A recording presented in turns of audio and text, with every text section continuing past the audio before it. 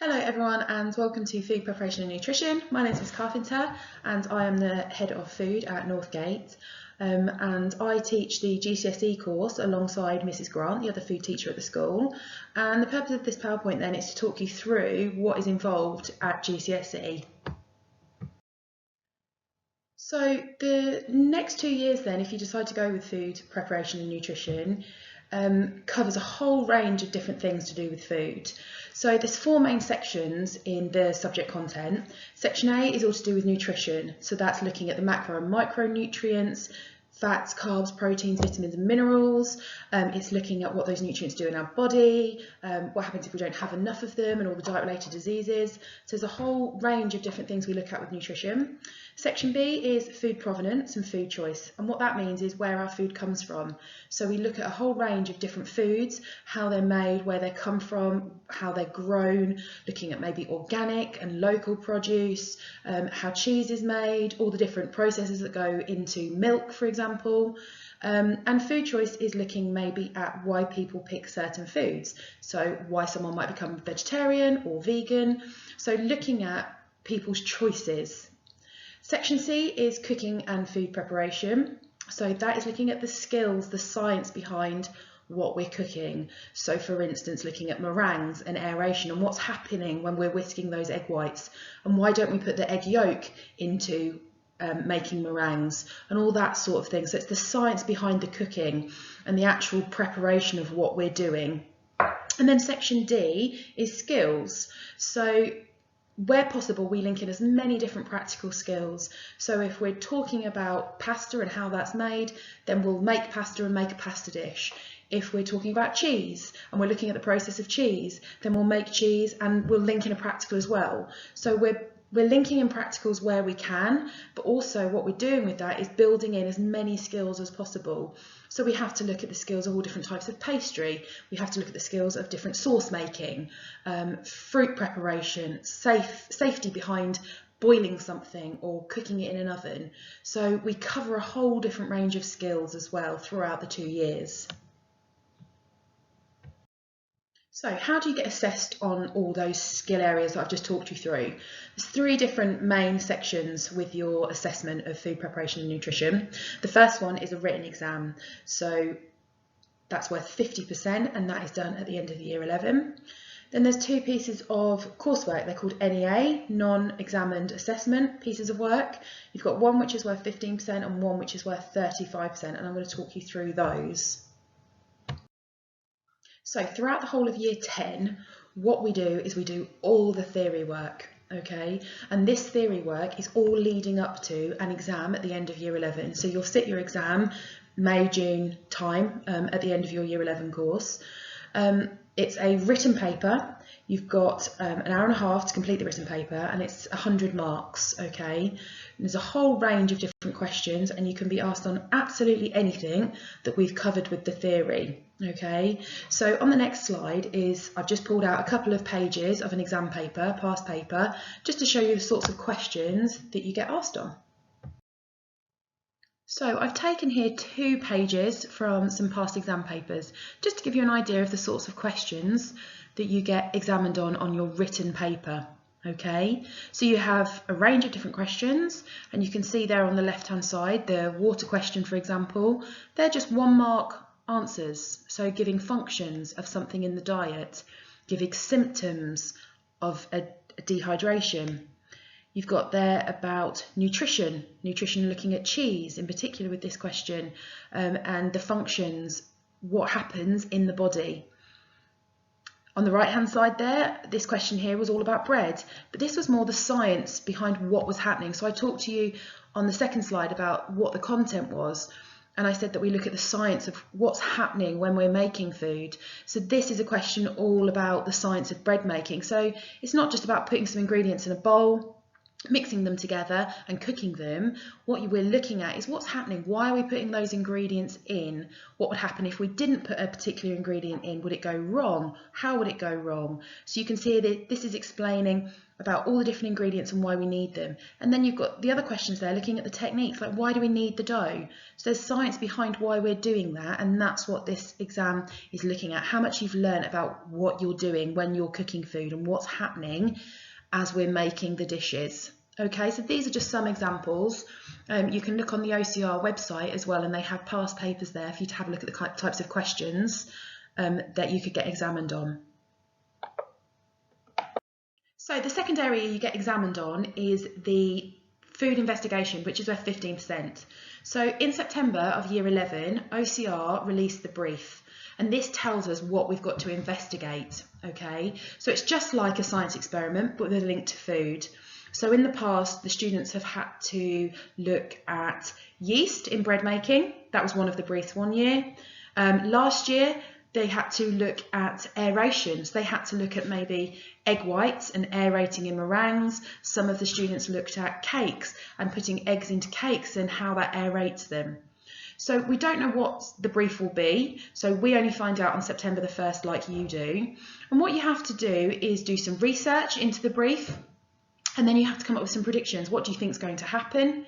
You then come up with your own experiments and you carry those out and you take down all your results. You then write up your results and you come up with a conclusion. So what happened and why, the science behind what was happening.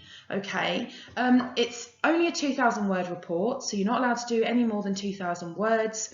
And this is worth 45 marks, and this equates to 15% of your overall grade. So the third area you get examined on is NEA2, which is food preparation, and this is worth 35%. So your written exam is worth 50, your first bit of coursework is worth 15, and this is 35. And this is out of 105 marks, okay? On the 1st of November, OCR released a brief. Again, we don't know what that brief is until that day. This is of year 11 as well. So once we finished NEA1, which takes about September, October, we then move on to this piece of coursework, which takes you generally through till about February. What your ultimate goal of this piece of coursework is, you're making 3 things in 3 hours as a practical exam, okay?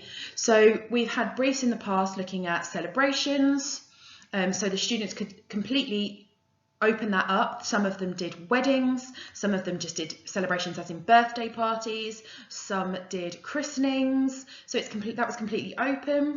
This year's brief is to look at time-saving equipment, so the students are having to plan things where they can use pasta machines and whisks and blenders and bread machines. So it's all about how they can use time-saving equipment when making 3 dishes. We've also had in the past how to increase the fibre content. So the students just had to look at recipes and how they could adapt them to increase more fibre. So adding in more fruit, more vegetables, more brown bread or brown pasta or brown rice, for instance. So every year the brief has been something different. And what we have to do is you have to research the brief, look at dishes you could make, and then decide on 3. And then you do lots of work around what equipment you'll need, what skills it involves, your ingredients list, and you come up with a plan. And then from that, you come into the food room and you make your 3 things in 3 hours. And with that exam, it's all about your preparation, your cooking skills, how you present your work. So they're all things you need to think about for your final 3 dishes. On here, you can see some examples of previous students' work. So you can see how they've presented their 3-course meals. They've all got a slightly different theme to them. So there's some there that had a Valentine's Day theme to them. There's some there that have got a Christmas Day theme to them. I've got there some 3-course meals. There's an Italian theme there as well. So there's lots of different examples, and you can see how well thought out the students presented them, thinking about different plates they could use, side dishes, using lovely cutlery and accessories in their presentation, because the better you present your dishes and think about portion size, again, the higher mark you get. So that's around February of year 11 where you'll be doing your 3-hour practical exam. So that's something to start thinking about and getting in the kitchen now and really working on those high skill dishes and really challenging yourself now in preparation for this exam.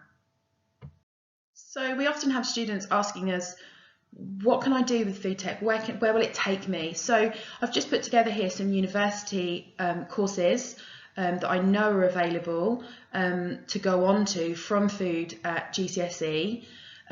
You can go into food science, you can go into different avenues with nutrition.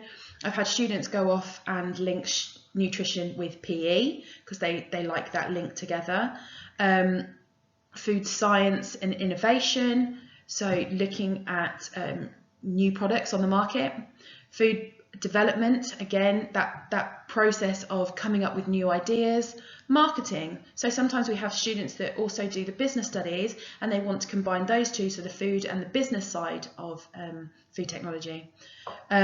Human nutrition, so going off to work for the NHS and working in hospitals. So there's a whole range of different courses that at university that you can go on to do from food preparation and nutrition. Again, the same sort of question, where can it take me? So if you don't want to go down the university route, there are so many different careers, again, in food that it can take you down. And you don't necessarily have to go to university to do these courses. There's lots of college courses. We have a lot of students go off to college and do the catering side of food. We've had students go off and do patisserie courses, so there's that side of it as well. We've got loads of different ones here. Quality control, so working in factories, looking at each stage of the process and whether it's safe. So when certain things come in, are they at the right temperature? Have they been checked for their pH level? All those sorts of things. Marketing, so if you're into wanting to work for a magazine and advertising and that sort of side. You've got their food styling, so again working with magazines but actually styling the food for photography. So we've also had students as well that link photography and kind of the art side with food and go down that route. Branding, retailing, so many different areas that food can take you into. And remember, we're always going to need food, okay? So there's always going to be food jobs out there and everyone's always going to want to have someone that knows about food, okay? So loads of different careers. And if you've got any questions about those, you can ask me and Mrs. Grant. So thank you for listening all about OCR, Food Preparation and Nutrition course here at Northgate. If you've got any questions, ask myself or Mrs. Grant. You can email us, or when we're back in school, you can ask us any questions then. You can ask if you want to see exam papers or examples of coursework. We've got all of those in school. So I hope you've got all the information you needed and look forward to seeing you all soon. Thank you ever so much.